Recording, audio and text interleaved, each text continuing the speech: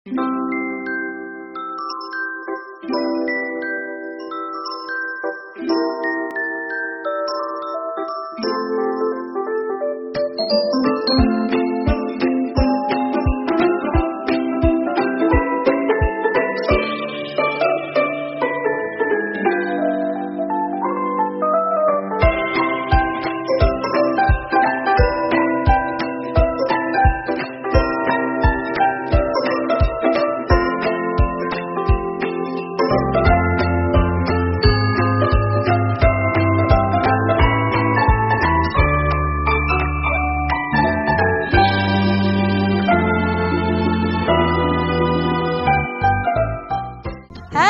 selamat pagi anak-anak. Selamat pagi, Hari ini ketemu lagi sama Lausa Beta. Hari ini Lausa Beta mau ajak kalian kebaktian Padang. Artinya kita akan mengadakan kebaktian sekolah minggu bukan di dalam kelas yang kayak biasa. Nah, sekarang kita ada di padang rumput yang hijau. Wah, bagus ya. Tapi sebelumnya kita harus berdoa. iya, kita berdoa dulu. Tangan dilipat, mata ditutup, kita berdoa. Tuhan Yesus, terima kasih untuk cuaca yang cerah pagi hari ini. Terima kasih Tuhan memberi kami kesehatan sehingga kami boleh kebaktian sekolah minggu di luar ruangan. Terima kasih Tuhan, kami menyerahkan kebaktian kami ke dalam tangan Tuhan. Di dalam nama Tuhan Yesus kami sudah berdoa. Amin. Anak-anak, Lausa senang sekali ada di tempat ini. Bagus semua yang ada di sini. Ada sinar matahari, udaranya segar, ada padang rumput yang di sana, dan juga ada bunga, ada burung. Lausa kok baru ingat ya, ternyata ada lagu Selamat Pagi. Yuk kita nyanyi sama-sama yuk. Ya. Ayo teman-teman, kita memuji Tuhan. Ayo.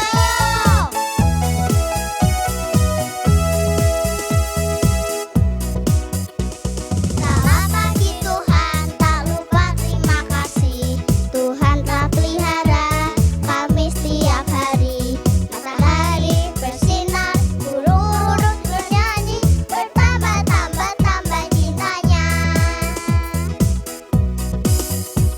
Selamat pagi Tuhan, tak lupa terima kasih. Tuhan telah pelihara kami setiap hari. Matahari bersinar, burung-burung bernyanyi, bertambah-tambah cintanya. Matahari bersinar, burung-burung bernyanyi, bertambah-tambah cintanya. Anak-anak, lihat pohon-pohon yang ada di sini. Lausa Beta jadi ingat ada sebuah cerita yang bagus sekali. Cerita tentang 3 pohon. Coba siapa yang sudah pernah dengar ceritanya? Dylan sudah pernah? Quincy sama Sharon sudah belum? Belum pernah. Nah, kita sekarang dengerin cerita ya. Siap? Oke. Suatu ketika, ada 3 pohon yang tumbuh di sebuah bukit. Pohon-pohon itu berdiri tegak, kokoh, dan tinggi menjulang.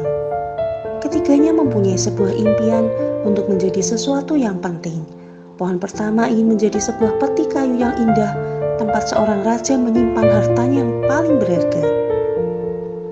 Pohon kedua ingin menjadi sebuah kapal kerajaan dan mengarungi samudera yang luas.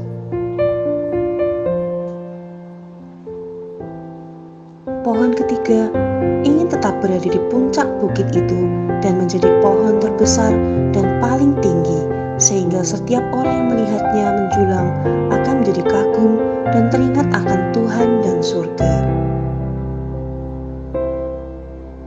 Bertahun-tahun ketiga pohon itu berdoa agar impian mereka terkabul, dan suatu hari beberapa penebang kayu datang dan melihat mereka.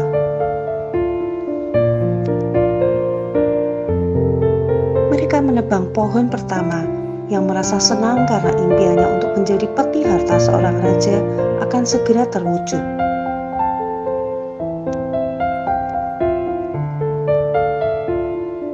Pohon kedua pun senang karena ia yakin kayunya yang kokoh akan dipakai untuk membangun sebuah kapal kerajaan.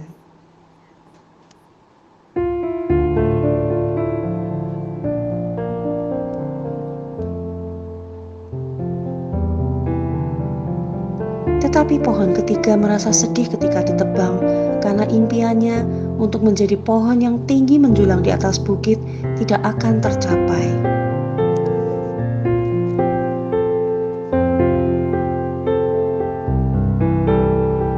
Ketika pohon itu dibawa ke seorang tukang kayu yang membuat pohon pertama menjadi sebuah tempat makan hewan, ia diletakkan di kandang ternak dan pupuslah harapannya untuk bisa menjadi peti harta milik seorang raja. Pohon kedua berharap ia menjadi sebuah kapal yang megah, namun ternyata ia dibuat menjadi sebuah perahu nelayan yang sederhana dan ditempatkan di sebuah danau. Pohon yang ketiga dijadikan batang-batang kayu dan ditinggalkan di gudang selama bertahun-tahun. Waktu berlalu dan ketiga pohon itu telah melupakan impian dan harapan mereka. Hingga suatu hari, seorang pria dan seorang wanita muda masuk ke kandang tempat pohon pertama berada. Mereka meletakkan bayi mereka yang baru lahir dan dibungkus kain lampin ke dalam tempat makan ternak itu. Pohon pertama tahu bahwa sesuatu yang luar biasa sedang terjadi, dan ia telah menjadi tempat di mana harta terbesar sepanjang masa diletakkan. Tahun-tahun berlalu lagi, dan suatu hari sekelompok laki-laki naik ke atas perahu nelayan yang terbuat dari pohon kedua. Seorang dari mereka tertidur ketika perahu berlayar. Ketika badai besar datang, perahu hampir tenggelam dan semua orang berteriak ketakutan. Tetapi orang yang tidur itu bangun dan berkata, "Diam, tenanglah." Dan badai itu langsung berhenti. Maka tahulah pohon kedua bahwa ia telah membawa raja di atas segala raja yang berkuasa atas alam semesta. Waktu kembali berlalu, dan suatu hari seorang mengambil batang-batang kayu dari pohon ketiga. Orang itu mengangkatnya melewati sebuah jalan yang panjang dan mendaki. Di sepanjang jalan orang-orang mengejek dan memaki-maki dia. Kemudian orang itu dipakukan di kayu dan dibiarkan tergantung sampai mati di atas kayu yang ditegakkan di atas bukit. Sadarlah pohon ketiga bahwa ia dipilih karena ia cukup kuat untuk berdiri tegak di atas bukit. Ia berada sangat dekat hari itu dengan Yesus yang mati disalibkan dan bangkit pada hari yang ketiga. Ia adalah Tuhan Allah yang menjadi manusia, yang memberikan nyawanya supaya setiap orang yang percaya kepada Yesus akan hidup kekal bersama Dia di surga. Anak-anak, apa sih maksudnya kisah tentang 3 pohon tadi? Seperti ketiga pohon dalam cerita tadi, kadang-kadang kita tuh mungkin bingung kenapa Tuhan itu membiarkan hal-hal terjadi dan tidak sesuai dengan apa yang kita minta, apa yang kita inginkan, apa yang kita rencanakan, bisa saja tidak terpenuhi. Nah, Amsal 16 ayat 9 berkata, "Hati manusia memikir-mikirkan jalannya, tetapi Tuhanlah yang menentukan arah langkahnya." Tetapi dari kisah tadi kita bisa belajar, kita harus tetap taat, setia, dan yang paling penting kita harus tetap percaya sungguh-sungguh kepada Tuhan, bahkan ketika hal-hal yang tidak enak yang kita pikirkan di luar rencana kita itu terjadi. Yeremia 29 ayat 11 berkata, "Sebab Aku ini mengetahui rancangan-rancangan apa yang ada padaku mengenai kamu." Demikianlah firman Tuhan, yaitu rancangan damai sejahtera dan bukan rancangan kecelakaan, untuk memberikan kepadamu hari depan yang penuh dengan harapan. Anak-anak, kita tidak bisa melihat apa yang akan terjadi di masa depan, tetapi Tuhan itu Maha Tahu. Dan Tuhan selalu memberikan apa yang terbaik bagi kita. Dan waktunya gimana anak-anak? Waktu yang tepat pada waktunya Tuhan, bukan waktunya kita.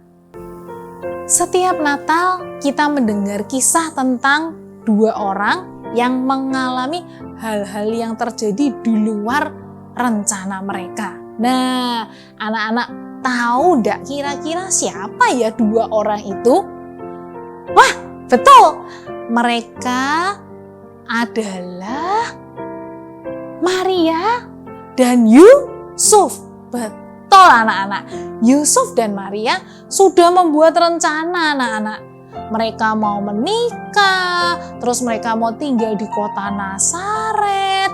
Biasanya itu kalau orang yang sudah berencana untuk menikah pasti sudah mempersiapkan segala sesuatunya dengan baik, dengan sungguh-sungguh, dengan matang. Yusuf dan Maria pasti ingin seluruh keluarga, teman-temannya, mereka bersuka cita dengan pernikahan mereka.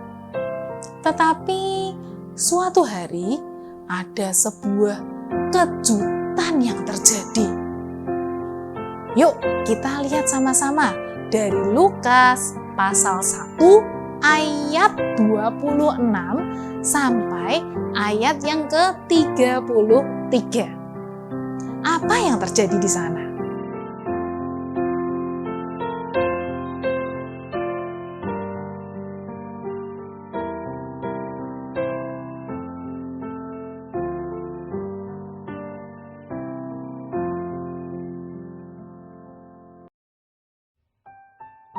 Wah, betul sekali.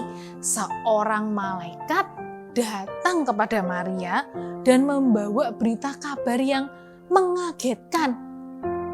Malaikat itu berkata bahwa Maria akan mengandung dan melahirkan seorang anak laki-laki.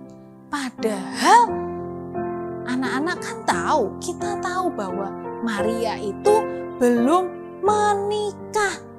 Aduh, menurut kalian kira-kira apa ya yang dipikirkan oleh Yusuf, keluarga Maria dan Yusuf? Kalau mereka tahu, loh, Maria akan melahirkan seorang anak. Padahal Maria kan belum menikah sama Yusuf. Pasti keluarga mereka akan kaget. Oh no. Dan juga apa anak-anak? Marah. Karena pada zaman itu kalau seorang perempuan mengandung sebelum ia menikah, waduh gawat anak-anak. Ia akan dianggap berbuat dosa yang besar dan hukumannya itu tidak main-main loh anak-anak. Bisa dihukum mati dengan dilempari batu. Waduh, itu mengerikan sekali. Semua rencana Yusuf dan Maria pasti buyar gara-gara berita ini. Tetapi ketika malaikat datang untuk memberitahu dia bahwa ia akan melahirkan bukan sembarang bayi, tapi bayi Yesus. Terus Maria marah-marah enggak anak-anak? Maria ternyata enggak protes loh sama Tuhan. Kok bisa ya Maria enggak protes? Karena Maria percaya bahwa Tuhan itu tahu yang terbaik.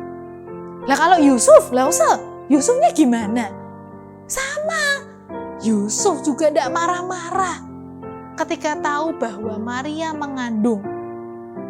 Yusuf tetap mengasihi Maria dan Yusuf juga percaya sama Tuhan. Ketika malaikat memberitahu Yusuf untuk tetap mengambil Maria menjadi istrinya, Yusuf juga nurut loh anak-anak, dia taat. Nah, kemudian ada lagi anak-anak, kejutannya bukan cuma satu. Kejutannya ada lagi, kejutan yang tidak diharapkan oleh Yusuf dan Maria. Pada zaman itu, bangsa Israel berada di bawah penjajahan kerajaan Romawi. Kaisar Agustus yang pada waktu itu memerintah Romawi ingin menghitung jumlah penduduk yang ada di daerahnya itu berapa.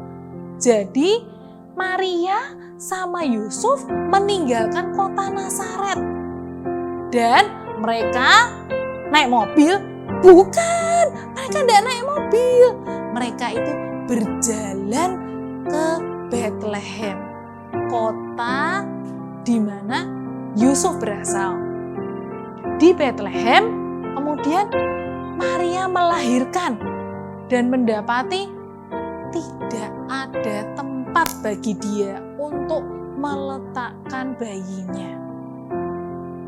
Jadi bayi yang baru lahir itu harus diletakkan di dalam palungan. Palungan itu apa ya anak-anak? Tempat makan hewan. Nah, anak-anak, tidak ada seorang ayah atau ibu di dunia ini yang ingin melihat bayinya yang baru lahir ditidurkan di kandang ternak, apalagi ditaruh di atas tempat makan hewan. Jadi apa yang dialami oleh Yusuf dan Maria benar-benar di luar apa yang mereka rencanakan. Tapi anak-anak, ada yang luar biasa. Yusuf dan Maria tidak protes dan tidak mengeluh, tapi tetap menurut kepada Tuhan. Anak-anak, Yusuf dan Maria bukan orang yang terkenal pada zaman mereka.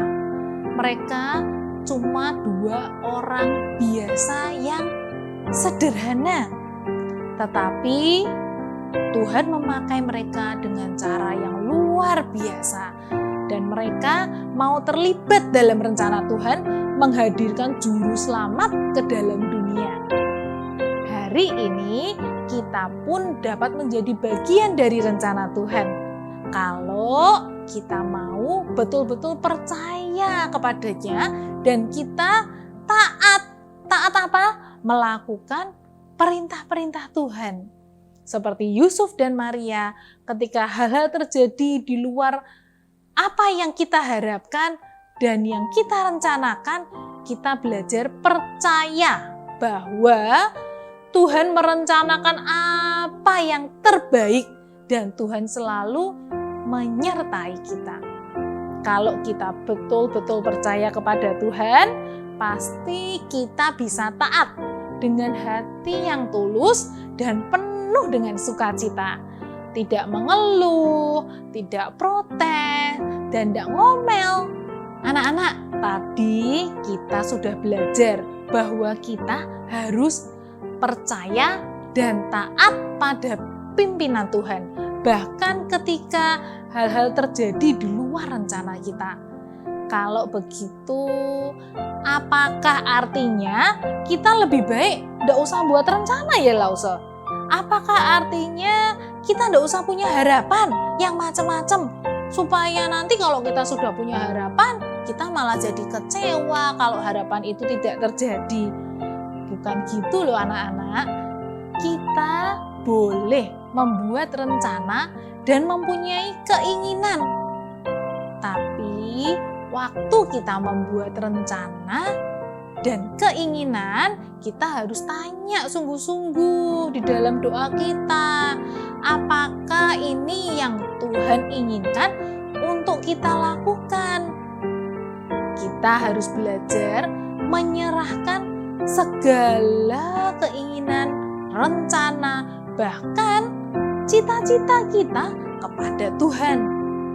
Dan apapun jawaban Tuhan, baik Tuhan itu mengabulkan keinginan kita atau mungkin Tuhan punya rencana yang lain untuk kita, kita harus belajar percaya dan taat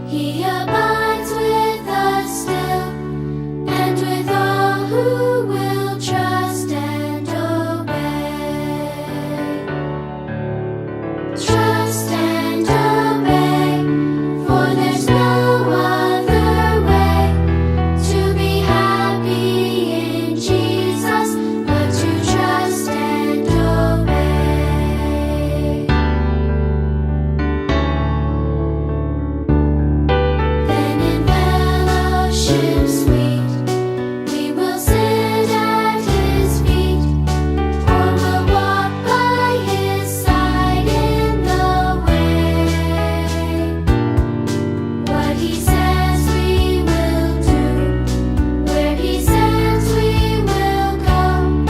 Never fear, only trust and obey. Trust and obey, for there's no other way to be happy in Jesus but to trust and obey.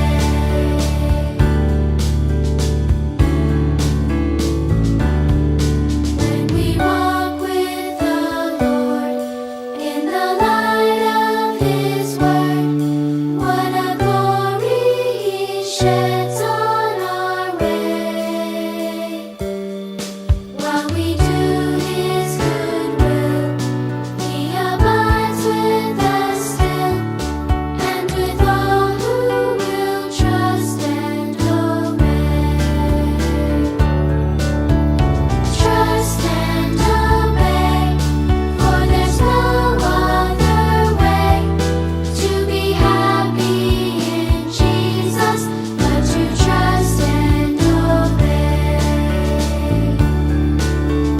Trust and obey, for there's no other way to be happy in Jesus but to trust and obey.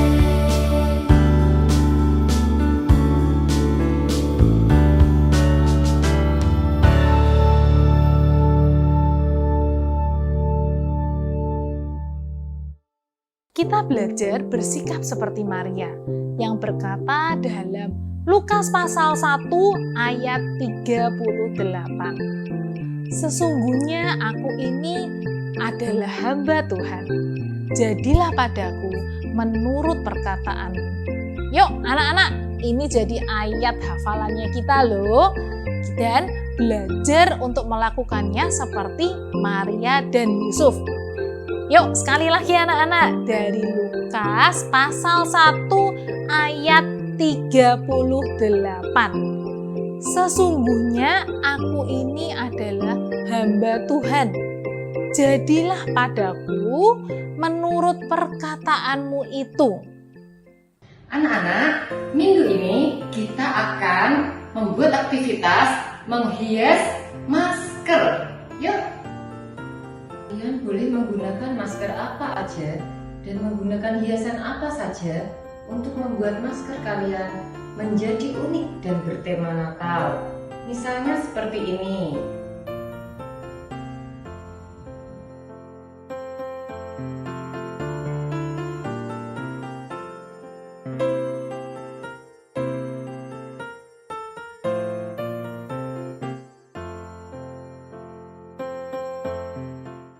Anak-anak, sekolah minggu kita hari ini sudah selesai. Sebelum kita berpisah, jangan lupa kita harus berdoa dulu. Yuk, tangan dilipat, mata ditutup, kita berdoa. Tuhan Yesus, terima kasih atas penyertaan-Mu di dalam kehidupan kami. Terima kasih juga kalau hari ini kami sudah selesai sekolah minggu online. Hari ini kami boleh belajar dengan Maria dan Yusuf. Mereka memiliki sifat yang percaya dan taat kepada rencana Tuhan.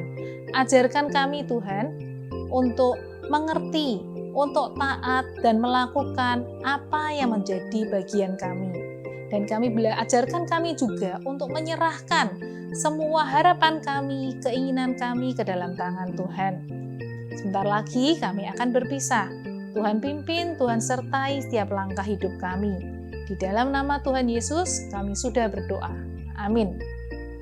Nah, sampai di sini anak-anak. Selamat hari Minggu.